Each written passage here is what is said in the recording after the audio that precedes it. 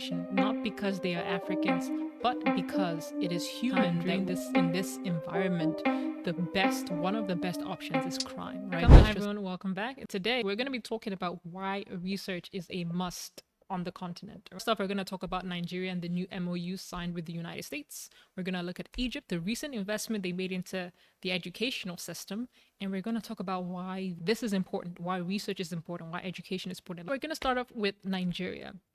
They recently signed an MOU with the United States, and one of the focuses in MOU was highlighted by the US Secretary of Commerce, Gina Raimondo, and the Nigerian Minister of Communications, Innovation and Digital Economy, Olatunbosun Tijani, right?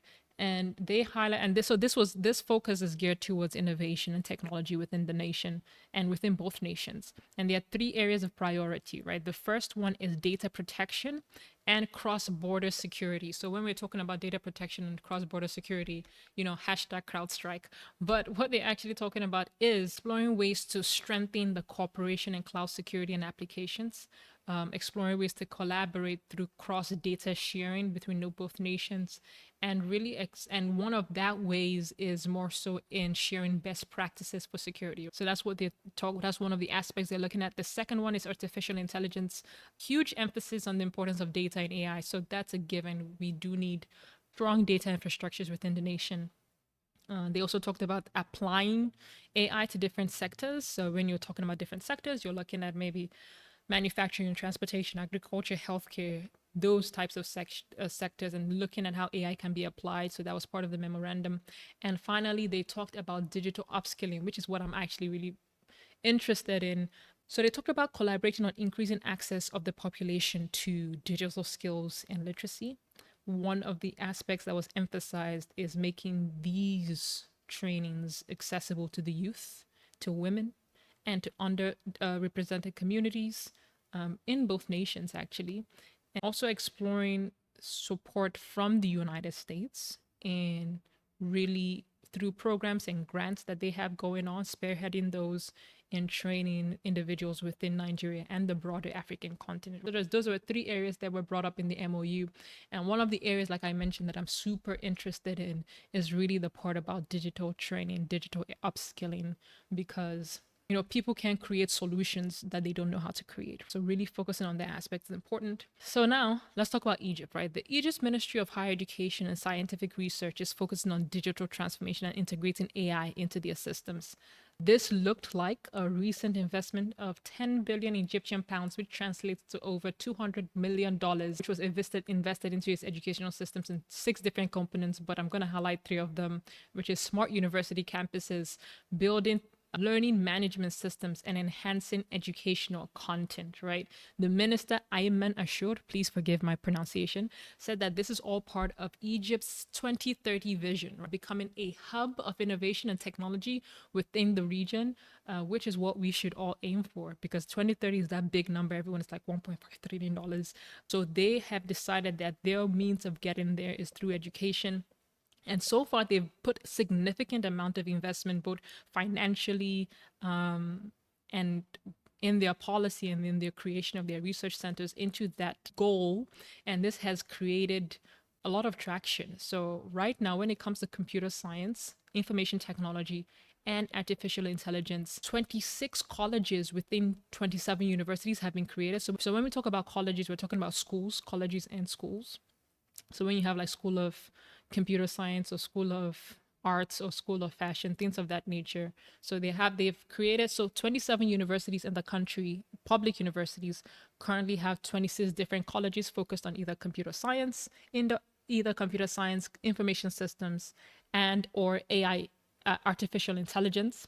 20 colleges and 32 private universities also are either focused on computer science, information technology, or AI.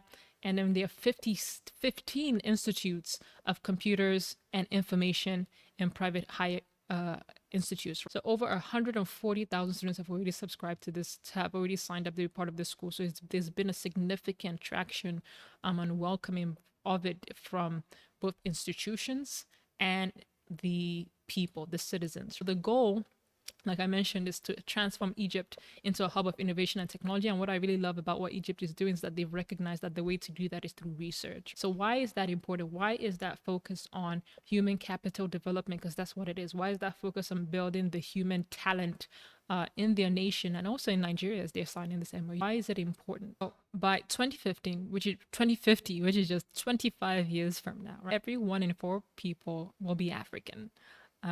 The continent will also host the largest working age population in the world. And this could either be a blessing or a burden, right? Why a burden? Now, imagine if this significantly large population is underskilled, undertrained. It means that they will be able to bring very little value to the market and they will not be rewarded because, again, very little value, right? So they will probably be poor.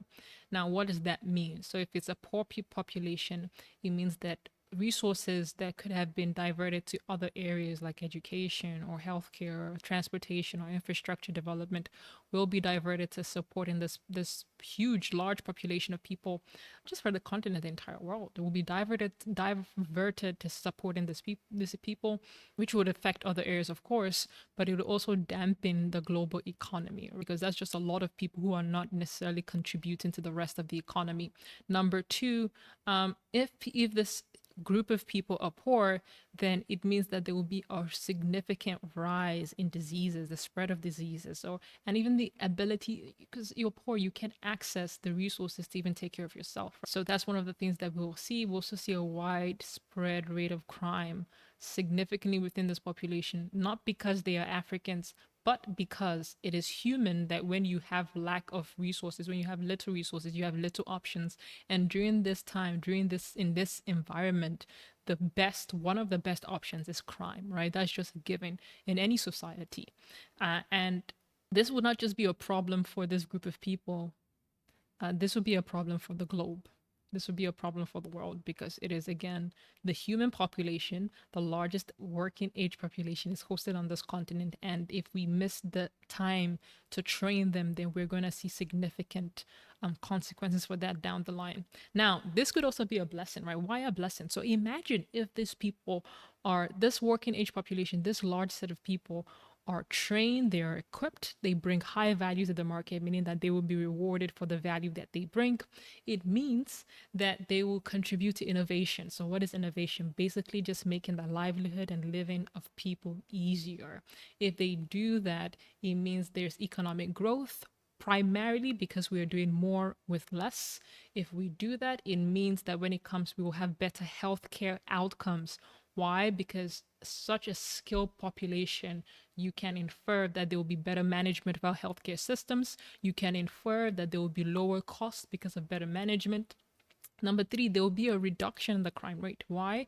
Because again, a skilled population that's driving innovation and economic growth means that there is better access to more opportunities. So even those within that society that are significant, that might be impoverished, have more access to opportunities for education, opportunities for training, opportunities to increase their income, right? Driving down the rate of crime.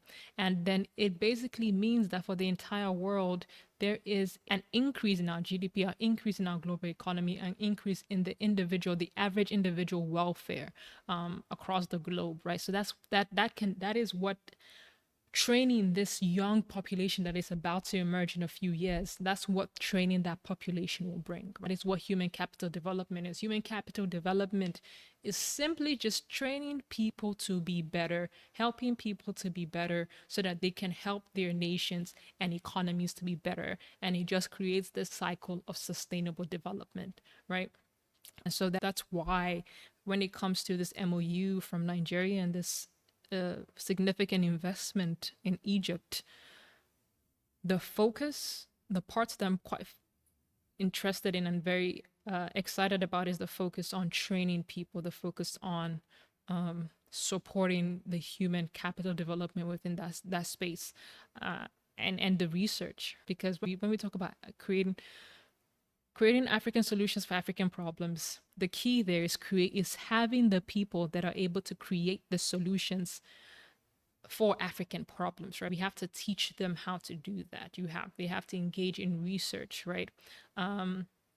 So my personal view when it comes to AI for strategy for the entire continent, different countries within the continent, is research, right? The investment in research is key. We need to build the capacity of our institutions, both educational and financial. They need to be able to engage forcefully in research and development, right? Because that is how great nations are built. That is how great companies are built. So really creating incentives from the governmental perspective for educational and financial institutions to engage in research and development. The thing that really comes to mind is South Korea. At some point, South Korea invested 5% of their GDP into their research and development sector, right? And this is where we're talking about companies like Samsung and Nvidia, right? That investment, that level of focus in education, that level of focus in upskilling their population has created an economy, has created a region that is of benefit not just to them but to the entire globe, right? That is how you build great countries. That is how you build great companies. Now, just to mention a few examples of how training people can help an economy. Again, I'm going to mention Egypt. So recently, Egypt mentioned that they've used machine learning classification and field verification to identify strategic crops. This research, this tool has been implemented for wheat cultivation in the Fayum governorate. So that's one of 27 governorates in Egypt, and they have used this to implement wheat cultivation in the area.